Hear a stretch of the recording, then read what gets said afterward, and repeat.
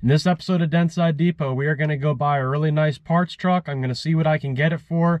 I'm loading up the trailer right now, so I'm going to go get the deal done. I'm going to give you all the numbers of how it worked out. Did I make a good deal, a bad deal? What parts did I get? So stay tuned. Let's see what happens with this new 78 parts truck that I'm about to go pick up. Okay, so it is the next day, and we got the truck bought, and the final number on it was $650 is what I paid for it. Now, I wanted to get this truck for cheaper than this, but it is what it is. That's what I had to pay. So let's go over the truck here and see what we got and see if we can, you know, get some good parts out of this thing. So what I like to start with on these trucks is the warranty tag on the door.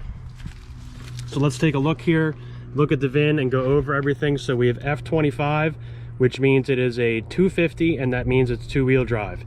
H means it is a 351, also known as a 351M. N means that it's built at Norfolk, and the rest of it is just the serial number. 133 means it's a regular cab long bed. SU is dark blue metallic, and U is cream, I believe.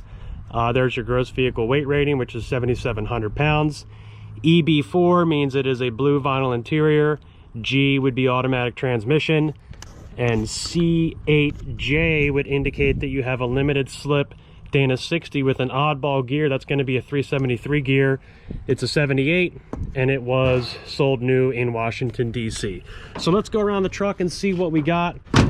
We don't have a Marty report on it, and we're not going to get one, so we need to make all those assumptions based on what we see. Does not look like it's an XLT because there's no holes in the cab right there, so it looks like it's probably a plain Jane Ranger. Definitely a camper special. We'll confirm to see if it has the harness. Obviously it's 8 lug F250, and we have the racetrack trim. We have dual tank. Take a look at our rear axle here and see what we got. Okay, kind of hard to tell, obviously, you know, what the gear is and everything. I'm not gonna look for the BOM number and figure all that out, but it's a Dana 60. I would just assume that it's limited slip. And okay, underneath we have the fuel tank. It looks like they put a 32 gallon in there. They kind of looks okay. I mean, it could probably be saved if you really wanted to, because I'm going to be salvaging this truck or just selling it as is on Facebook. I haven't really decided yet. Clearly some really bad rust here. Of course, someone riveted the trim on right there, so that takes more value out of the truck for me.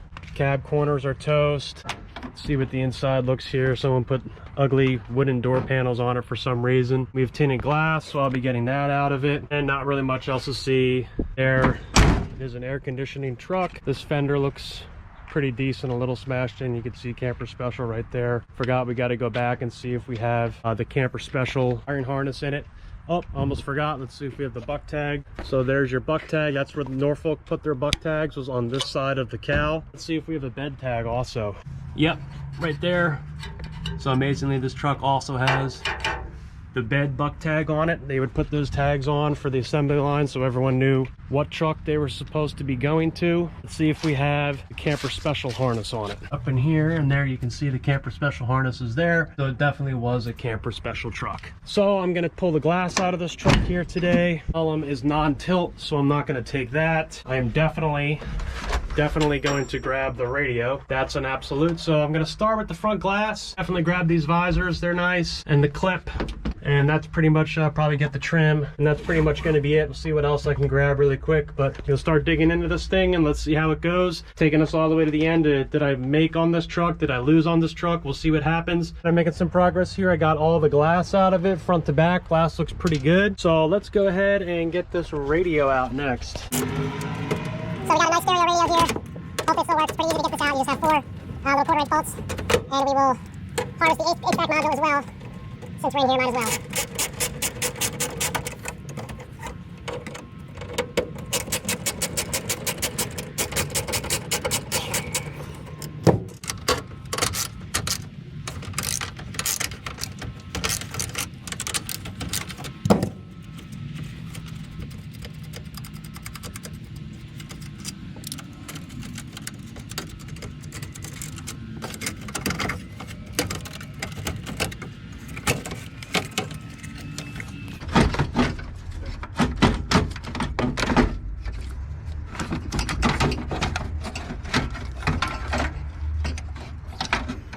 Uncut.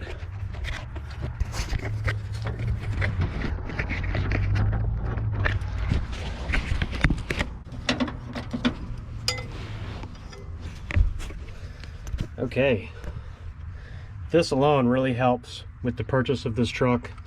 We have the correct 79 Ford truck radio, stereo, AM, FM,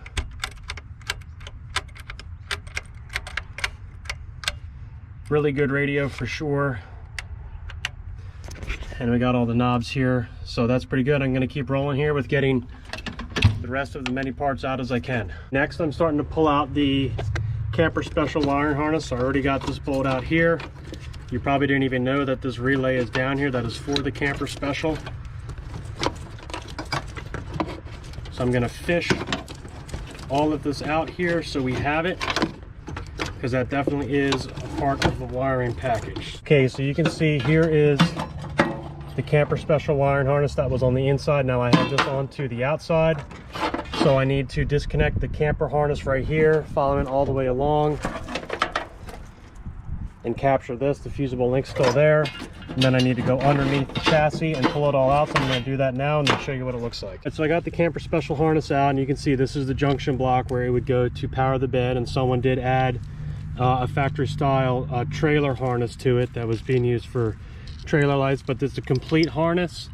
It is minor cut up in a couple spots, but overall pretty darn good, so I'm happy with that. So I think what I'm going to do next here is pull off any usable trim. I'm going to pull off some fuel stuff. It is getting late here, and I think I've taken everything off this truck that I possibly can. I've got about a half set of good trim, headlight bucket, fuel doors, good chrome headlight trim, or headliner trim, camper special harness. It had green sun visors in it that are nice, the HVAC module, the radio.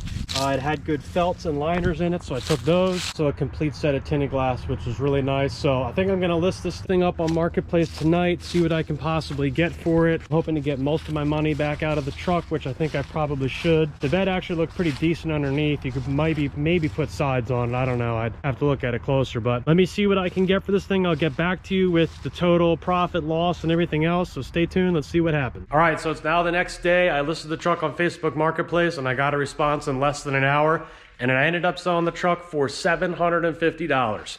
So I ended up selling the truck for $100 more than what I paid for it. But let's go over all the parts that I got.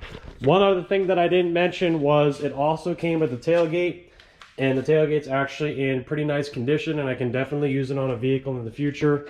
And this is a Ranger XLT tailgate, because you can see the little nubs on it for the extra trim. The green visors are really nice. The AM FM stereo radio is also really nice. Of course, I got all the glass and all the other parts that you saw previously. So I would say that yes, definitely, I got a great deal on that truck. I honestly didn't think that I was going to be able to sell it for what I paid for it, but I'm glad that I was able to make a little bit on it. Gentleman who purchased the truck was actually really happy because it had some really solid body parts left on it that he was able to use, plus the Posi 373 rear axle. So everyone really won on this particular deal, and I'm going to be able to use a lot of the parts on this truck, like the trim that I needed, and the glass, and a few other things that I can really use for this particular project. So I hope you enjoyed this episode. It was kind of fun just doing a deal here on YouTube. So like and subscribe, and remember, keep restoring those old trucks.